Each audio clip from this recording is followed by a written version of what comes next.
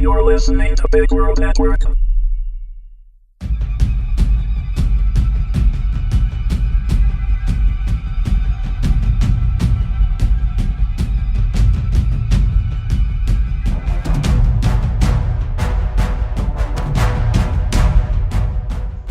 Crystal City Blues, Episode 1, written and read by Darius Powell.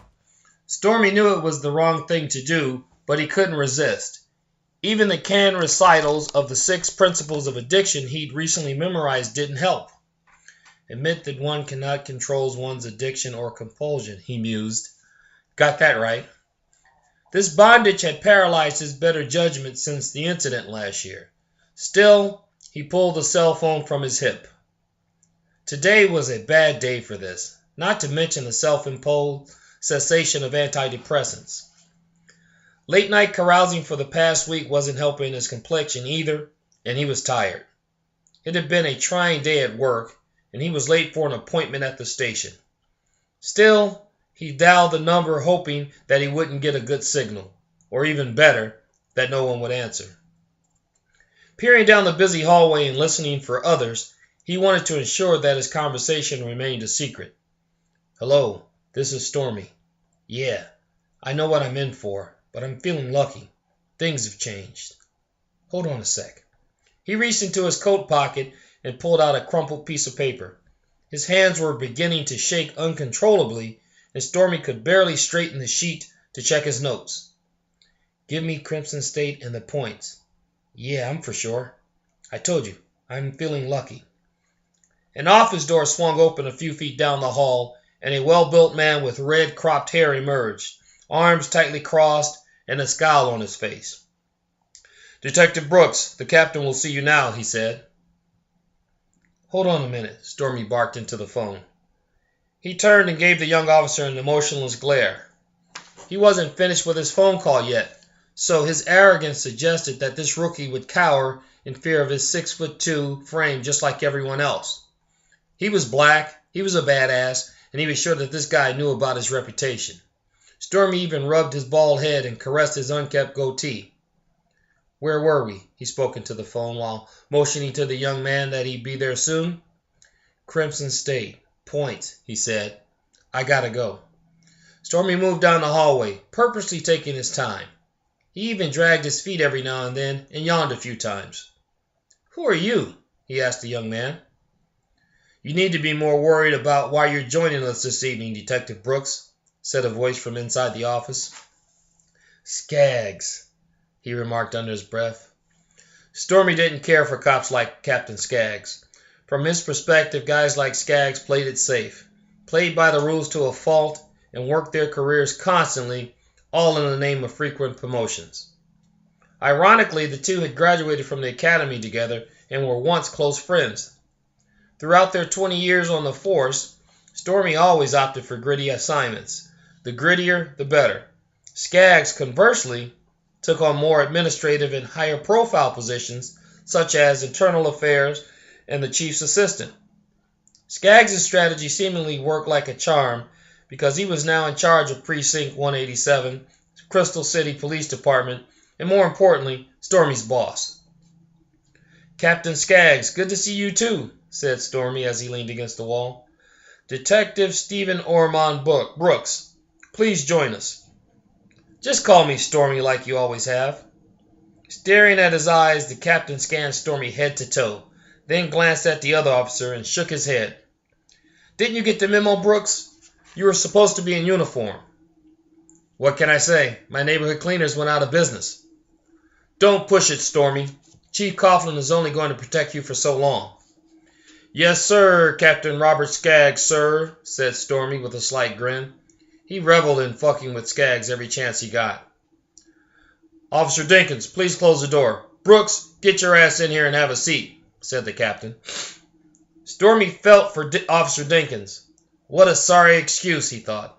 It was obvious that Dinkins was fresh off the beat with limited street experience and had to have been personally recruited by Skaggs to serve as his direct ass-kisser. He too would become the type of cop that real cops loathed. Officer Dinkins closed the door to the windowless office. The captain took a seat across from Stormy while Dinkins sat next to the captain. Maintaining eye contact with Stormy, Dinkins reached into his briefcase that was on the floor and pulled out a legal pad, several file folders, and a mini tape recorder. He passed the folders to the captain and put the tape recorder in the middle of the table and turned it on. Captain Skaggs thumbed through Stormy's file, glancing at the detective every now and then. "You have a sterling arrest record, Brooks," he said. "Thank you, Captain. You've also been commended several times in your career." Stormy leaned back with his hands behind his head and started to rock on his chair. "I try my best." "But you also have as many fuck-ups, fines, and suspensions." Stormy brought the chair to rest. A surge of adrenaline emptied into his bloodstream, and he stood to his feet and looked down on the captain. "What is all of this about, Robert? My record is nothing new to you. What do you want?" "It's Captain Skaggs to you, Detective Brooks. Sit your ass down," said the captain, burning a hole in Stormy's eyes with his deep stare. None of them said a word for several seconds. Officer Dinkins tried not to look at either Stormy or the captain and didn't seem to know what to do. The color of his face began to match the color of his hair. "This Jekyll Hyde aspect of your personality is exactly why we're meeting this evening, Detective," said the captain. "Is that so?" asked Stormy as he retook his seat. "Well, let's just get on with it. I've got better things to do." "Like what? Fuck up another crime scene?" "Fuck up another crime scene?" Stormy stood to his feet again, gritted his teeth, and pounded his fist on the table. "I'm the best officer in this whole goddamn precinct, and Ramirez, he had it coming. That scumball sold all of the drugs in the city and was running a white slavery ring." "You think you know just about everything and have it all figured out. Is that it, Detective Brooks?" Stormy rubbed his head and massaged his chin. "Yes, you can say that.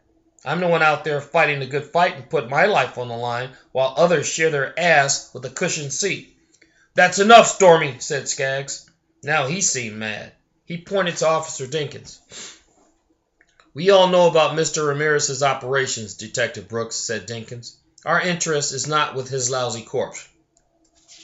"I guess you gathered that from all of your extensive field work, huh, Officer Dinkins?" said Stormy. "Did the captain teach you how to conduct a thorough stakeout as well?" "Enough!" yelled Captain Skaggs. "We're not here to talk about anything but your crime scene. Take a seat, Detective." Stormy sat down and again leaned back in his chair. He waited for the captain to comment. "The crime scene was dirty," said the captain.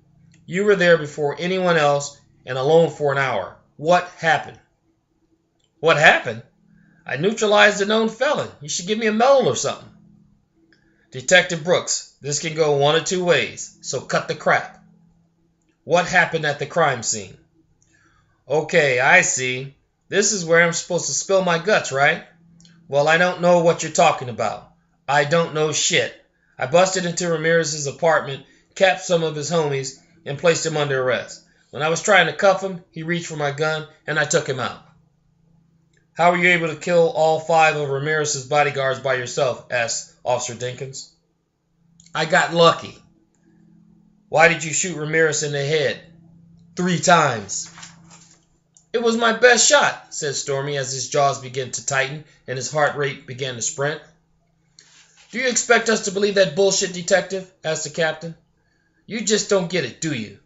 Your killing Ramirez sounds personal to me, and something was missing from the crime scene. Something that should have been there."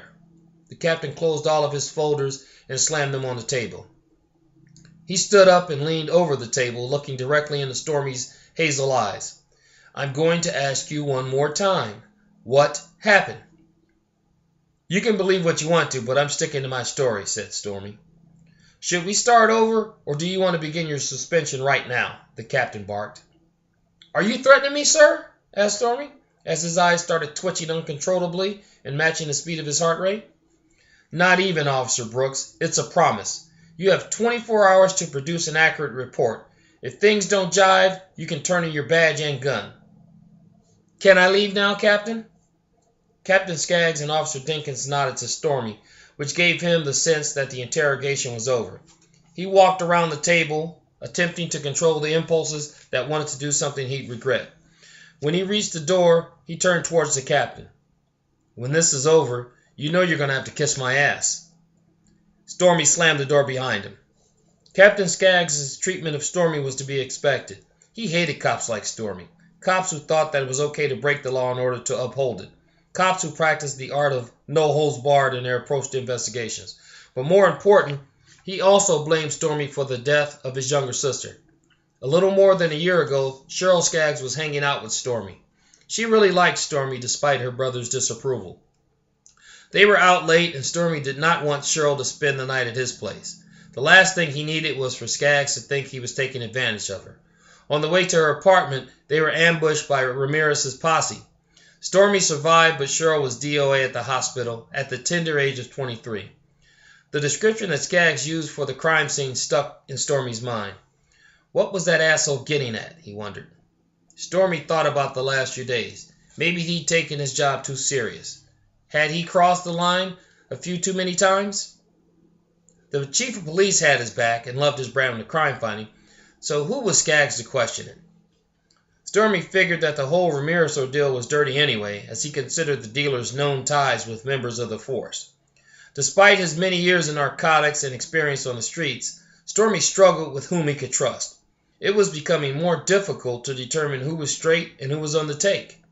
One thing was clear. No one cared that Ramirez was dead, and the only thing the captain was interested in was that something was missing. "Stormy, how you doing?" asked an officer in uniform. "You dropping by the spot tonight?"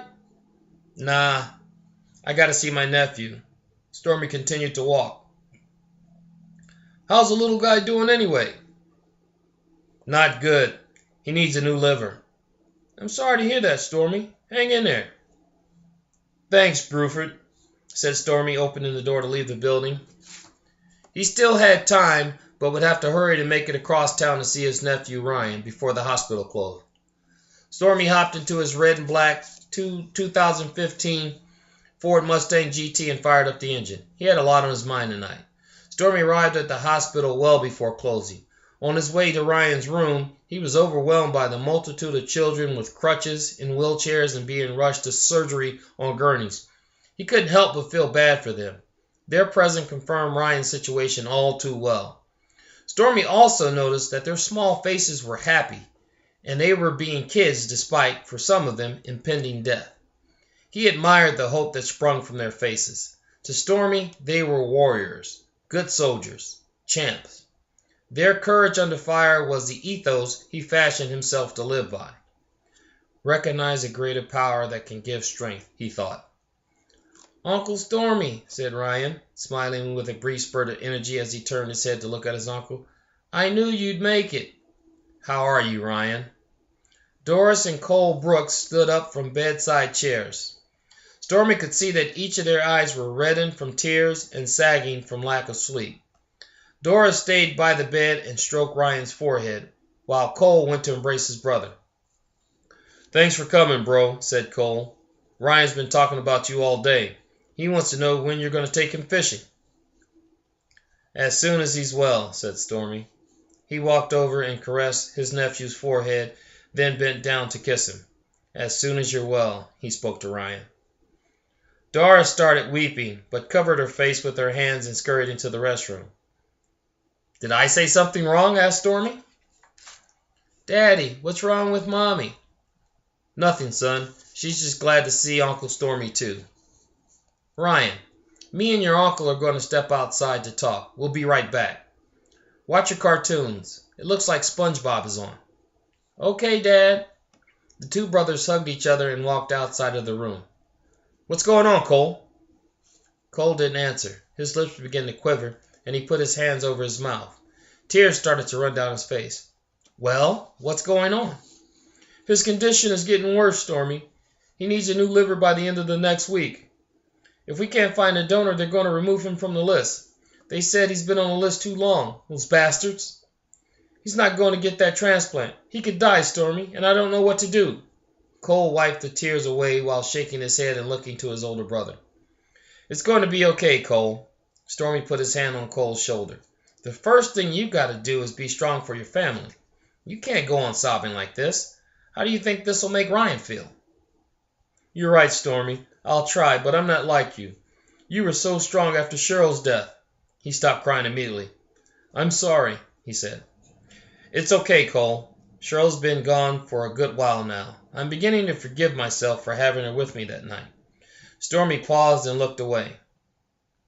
He thought about another one of the principles of addiction, examining past errors with the help of a sponsor. He then gathered himself and resumed talking to Cole. "The important thing is for us to pull together to help Ryan." Stormy embraced his brother again. Gritting his teeth, he put his thoughts together.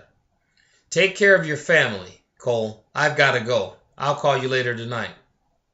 "You got to leave already?" said Cole. "I've got some things to do." Stormy poked his head in the room. "Ryan, I'll see you later, champ. Hang in there and take care of your mom and dad." "Okay, Uncle Stormy." He looked at Cole and gave him an intense hug. "I'll call you later," said Stormy as he let go of his brother and ran down the hall. He didn't quite know what he was about to do, but he knew he had to do something for Ryan. Under normal conditions, Stormy would be on his way to Jay's Corner Pub to socialize and get drunk, but tonight he was more sober than he'd ever been, with his thoughts solely on Ryan. "Make amends for past error," Stormy said to himself.